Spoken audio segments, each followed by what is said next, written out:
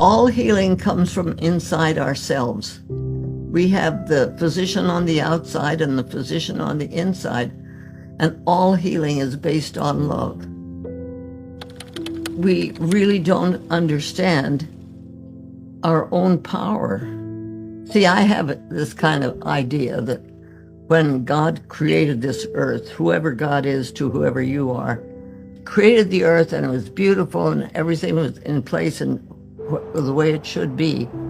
But then he created the human being, and he said to us, now you are the only creatures that have the right to choose and have free will. So therefore, I give you dominion over the earth. And we decided that what he meant by dominion was dominance.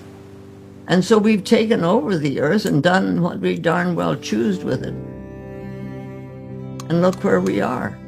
So it's that reality, the inner part of us, we're all reaching for our true humanity. And that true humanity understands that we are the ones who do the healing. See, I've come up with what I call 5 L's. The first one is life and love. Without life, there's nothing, you know. You can be a seed in the Great Pyramid for 5,000 years and nothing happens until love, which is light and water and so on, softens the shell and the seed opens up and it grows. Life and love are one unit. They work together. It's like a pregnancy. When a mother is pregnant, she and that baby are one unit. What she eats, the baby eats. What she thinks, the baby thinks. It's a constant process. But that aspect of reality that is that baby that is being nurtured and grown within the womb doesn't really find its own identity until it takes its first breath. So it's this reality that life and love are one unit. As we work with each other that way, we can really understand aspects of ourselves, but aspects of the world around us and aspects of other people too. The first L was life and love. So those two came together and I understood those. But the third one was laughter. Laughter without love is cruel. It's mean. It takes families apart. It has caused wars, you know. Laughter can be cruel, but laughter with love is joy and happiness. The fourth L is labor. Labor without love is drudgery. You just gotta go to work. You just gotta do this. But labor with love is bliss. It's why you singers sing, why painters paint. It's why I do what I do. It's why you do what you do. It's what makes our hearts sing. It's that inner aspect of our being that comes alive, and we'll work 5 times as hard as we were when we were dragging ourselves along with the drudgery thing. And the 5th one is listening. Listening without love is empty sound. It just doesn't make any sense. You don't understand. But listening with love is understanding. So these 5 L's have been very helpful for me in structuring and understanding the philosophy and the life that I'm working with. And you've been a teacher, you've been a doctor, but you've been writing books, and you've just put out a new book, The Well-Lived Life, where you share 6 secrets. What do you hope people learn from that book? I hope they really understand love being the teacher and love being the essence of healing. My spirit needs to bear witness with thy spirit. We need to let the energy of our being move and help and as we help others, we help ourselves. It's that life flow that is so essential. Spend time looking for what I call the light. You know, I kind of see myself walking along with a flashlight in the dark on my path, and it's dark, and I can just go as far as my flashlight takes me.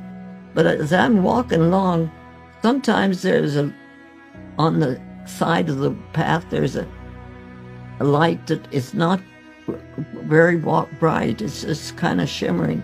If I shine my light over there, all of a sudden that light becomes great. In other words, as we reach out for each other, just with whatever we have, whatever the opportunity is, and you use it and you work forward with it, you're helping people in ways that you know not. I understand that you had a chance to meet one of history's greatest teachers. You met Gandhi at one point. Can you tell me a little bit about that? I was 10 years old. We were leaving India. We were in the train and leaving Roorkee to go to Bombay. And I was really sad because I didn't want to leave India. And I knew I had to. And so I'm sitting in the train with my face plastered against the window, really looking out. In India, there are always crowds of people.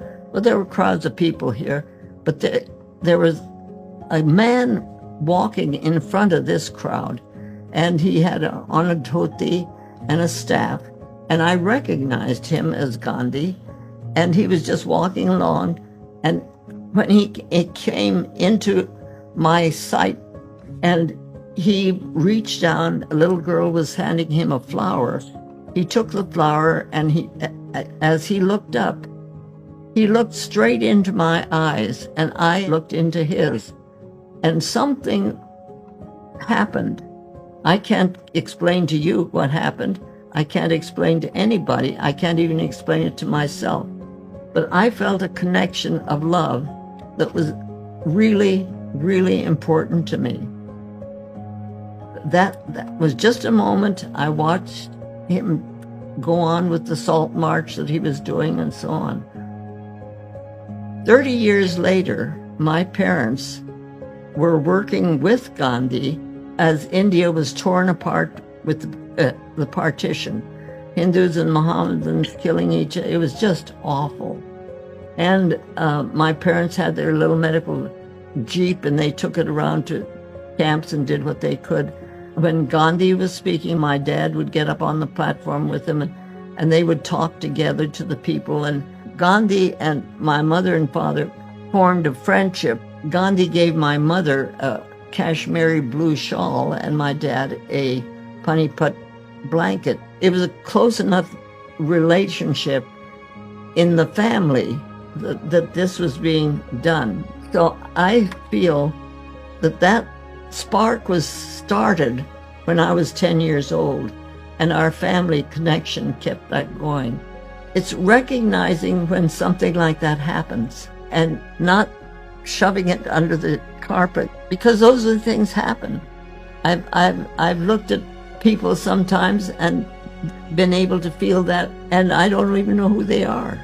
I recognized Gandhi, but there are a lot of people who seem lost and so on.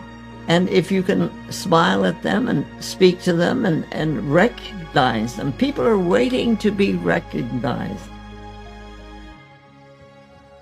That's what Gandhi did when he looked at me and I looked at him. I recognized him and he recognized me. And that's still with me. This ability to really recognize each other as real people, living beings that are in the same world as we are. That love flows. And love has to keep on flowing or it dies. What do you hope your legacy is? That love is what really matters. When you get down to the basic center aspect of what healing is all about, it's about love and life.